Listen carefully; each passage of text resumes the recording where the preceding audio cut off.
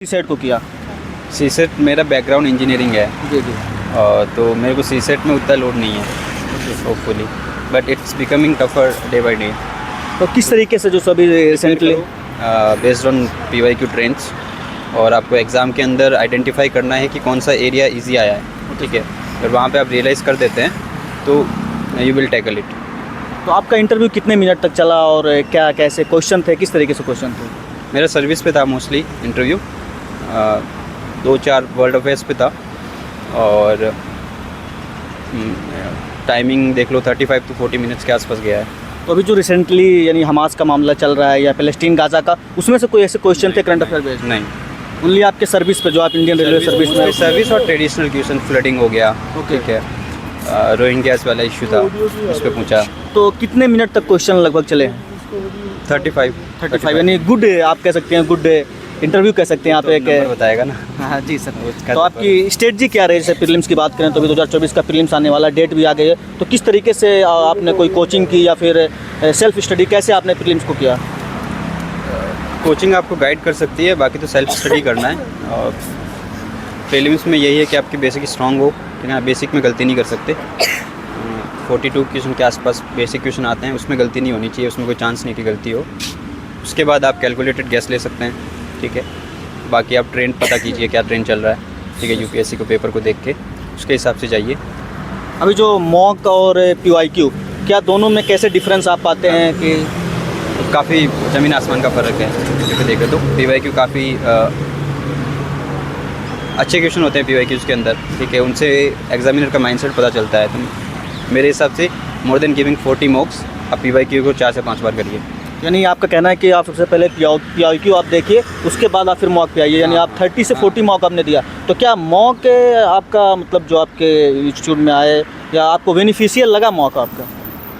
मॉक्स में बहुत पहले देता था, जब सब्जेक्ट में एक्सपर्टीज़ हो गई उसके बाद मुझे लगा कि मॉक की ज़रूरत नहीं है। ओके ठीक है। उसके बाद आपको आपकी स्ट्रैटेजी ज़्यादा इंपॉर्टेंट है कि आप कैसे हैंडल करेंगे प्रेशर को और वो सब। प्रीलिम्स तो सर क्वालिफाई होता है, लेकिन अगर आप मेंस की जो आपकी रैंक डिसाइड करता है, जो आपके नंबर आते हैं वो आपके मेंस और इंटरव्यू होते हैं। तो आपने मेंस को किस तरीके से किया और मेंस में क्या क्या आप बुक लिस्ट थे, आपने कैसे किस तरीके से आपने किया और अपने इंटरव्यू दे रहे हैं? तो आप मेंस की पूरी स्ट्रेटजी सर बताइए एक बार। मेंस की स्ट्रैटेजी यही है कि आपका ऑप्शनल बहुत अच्छा स्ट्रॉन्ग होना चाहिए, तो वो एक बहुत बड़ा हर्डल है। वो अगर पार हो जाता है, उसके बाद GS के अंदर आंसर राइटिंग है। आंसर राइटिंग में भी ऐसा है कि आप लॉजिकल फ्लो होना चाहिए आंसर्स के अंदर, वो प्रैक्टिस से आएगा।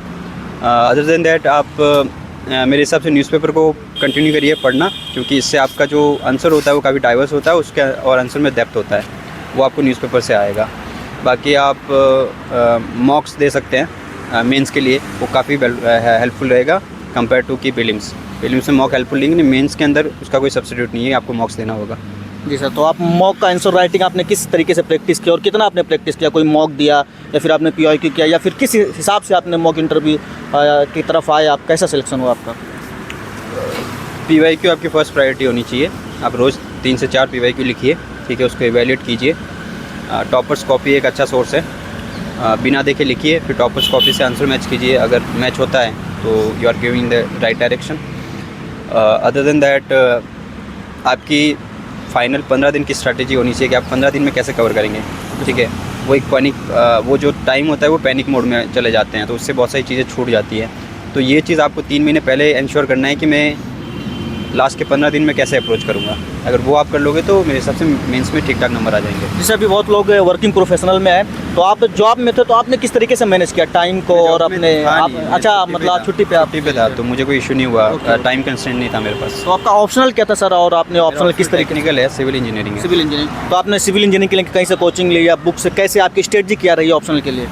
हाँ, सिविल इंजीनियरिंग के लिए मैंने रेफरेंस लिए हैं काफ़ी सारी कोचिंग से, videos mostly videos, because technical है, कॉन्सेप्चुअल होता है, तो मेरे को ज़रूरत पड़ता है इस चीज़ का।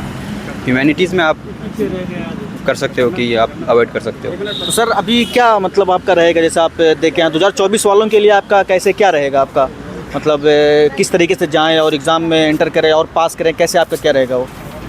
24 में वैसे आप तो हार्डवर्क कर सकते हो, उसके अलावा तो आपके पास कोई कंट्रोल है नहीं, तो आप हार्डवर्क करिए, बाकी आप आराम से देखे आ जाइए बस पेपर। तो हमारा जो चैनल है सर वो मोस्टली UPSC को कवर करता है, तो आपका लास्ट मैसेज क्या रहेगा उन स्टूडेंट्स के लिए जो भी बिगनर्स हैं? बिल्कुल। God bless you all.